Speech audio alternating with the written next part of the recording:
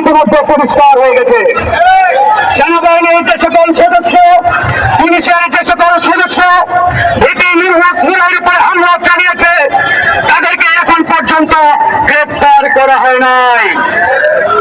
সরকার একদিকে বলছে এই ঘটনার বিচার তারা করবে, আরেকদিকে তারা জাতীয় পার্টির অফিস সেনা প্রটোকলে পাহারা দিচ্ছেন। এই যে সরকারের বিপক্ষে আচরণ, এই যে সরকারের প্রতারণা, ভণ্ডামি, এই ভণ্ডামি গণ অধিকার পরিষদ আর একজন পরিমাণ সহ্য করবে না। প্রিয় ভাই আমার, আজকে আমরা পল্টন অবরোধ করেছি। আমরা স্পষ্টভাবে বলতে চাই, শুধুমাত্র পল্টনের মধ্যেই আমরা সীমাবদ্ধ থাকবো না।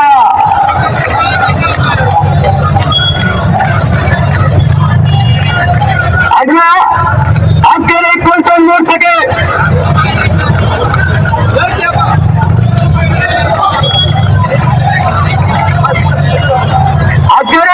মোড় থেকে থামাতে চাই, আটকাতে চাই, তার এই গতিকে তারা যে কোনো মূল্যে অবরোধ করতে চাই, থামাতে চাই।